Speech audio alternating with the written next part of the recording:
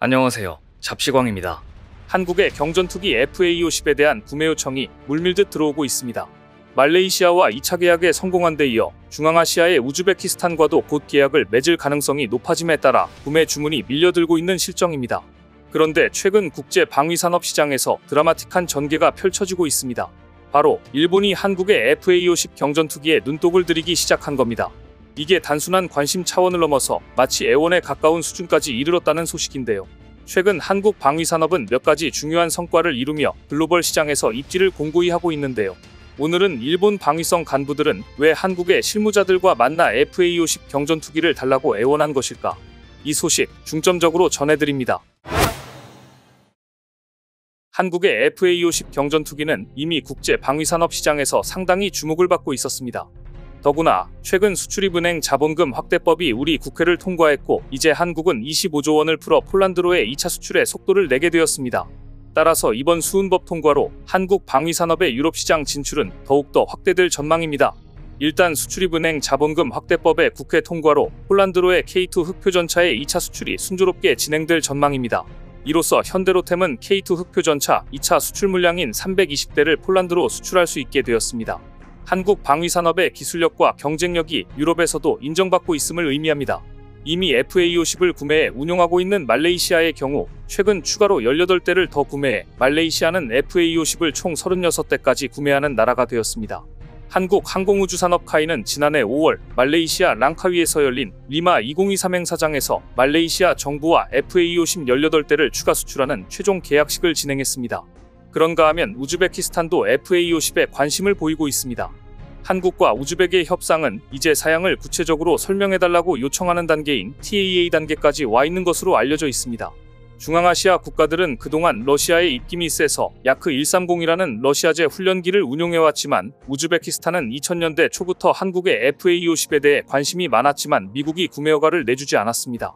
러시아나 중국으로 기술이 유출될 가능성이 크기 때문이었습니다. 그런데 최근 중국이 우즈베키스탄의 경제협력은 물론 군사협력까지 할 움직임을 보이자 미국이 중국을 견제하기 위해 우즈베키스탄이 요구하는 것, 즉 한국의 FA-50을 팔아도 좋다고 한 것입니다. 우즈베키스탄은 14대의 FA-50 경공격기를 사고 싶어하는 것으로 알려졌는데요. 우즈벡을 비롯한 중앙아시아 국가들과 페루 등은 기존의 러시아제 경공격기를 사용해왔는데 이제 노후화된 경공격기를 대체하면서 러시아제의 대안으로 한국의 FA-50을 찾고 있는데요. FA-50은 러시아제 경공격기의 훌륭한 대안일 뿐 아니라 가성비 등 모든 면에서 우수하기 때문입니다. 만일 우즈벡과의 계약 체결이 이뤄진다면 한국의 방위산업이 중앙아시아에 진출하는 중요한 발판을 마련하게 될 것입니다. 이처럼 FA-50을 필요로 하는 나라들이 많아지자 최근 불가리아의 라데프 대통령은 한국이 폴란드에 수출한 전투기 FA-50이나 K2 전차에 관심이 많다. 방위산업 분야에서 한국과 적극적으로 협력하기를 희망한다며 적극적으로 한국 방산에 대한 관심을 표명했습니다. 불가리아와 같은 새로운 시장의 관심은 한국 방위산업의 성장 잠재력을 더욱 부각시킬 것으로 보이는데요. 이런 상황에서 예상치 못했던 일이 일어났습니다. 2023년부터 일본 방위성 간부들이 한국의 FA-50을 눈여겨보다 결국 싱가포르 에어쇼 직전에 한국 실무자들을 만나 FA-50에 대한 정보를 요청하며 이미 카이의 실무자들과 2차례나 미팅을 가졌다는 사실이 밝혀진 겁니다.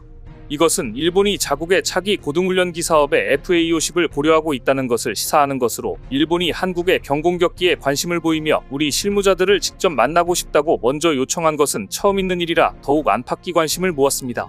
일본은 지금까지 고등훈련기 교체 사업을 하면서 이탈리아의 M346을 주요 후보에 올려놓고 있었습니다.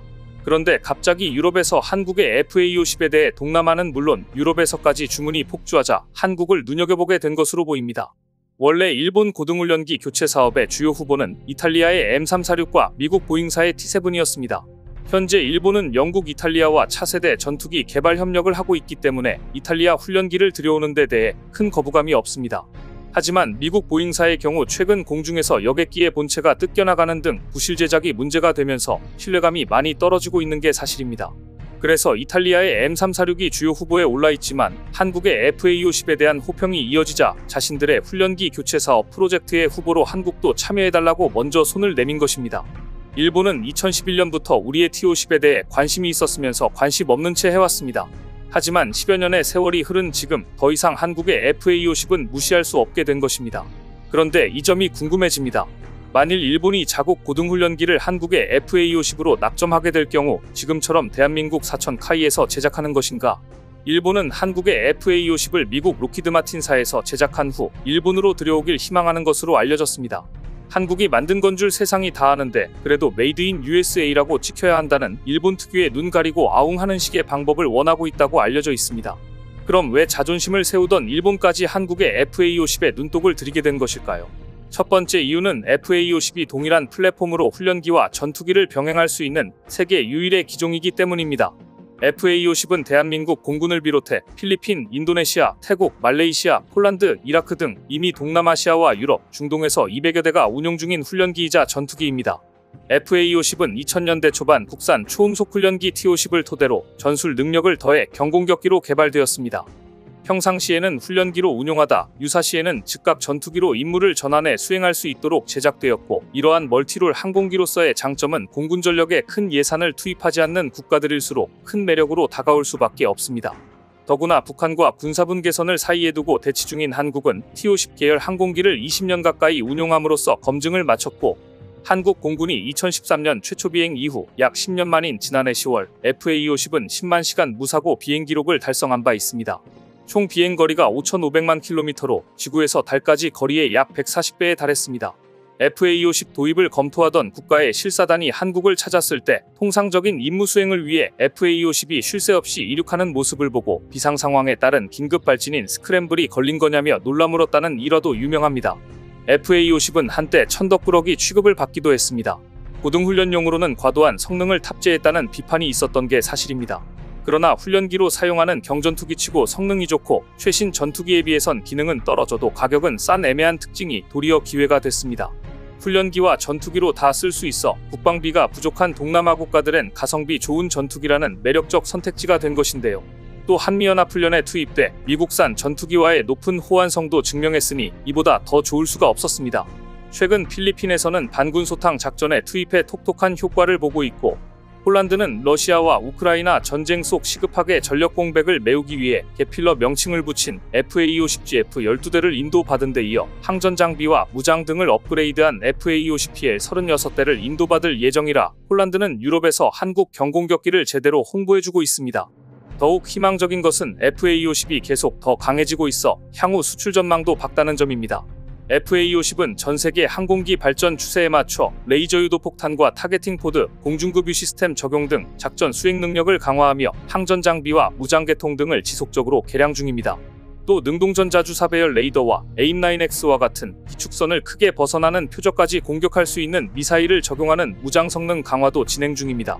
특히 조만간 가시화될 미국 시장은 FA-50을 필두로 한 T-50 계열 수출의 정점이 될 전망입니다. 미국은 280대 규모의 공군 전술인문기와 220대 규모의 해군 전술인문기와 고등훈련기 도입 사업을 계획 중인데요. 500대에 이르는 사업을 수주한다면 세계 고등훈련기, 경공격기 시장에서 FA-50은 그야말로 독보적인 위상을 차지하게 될 것입니다.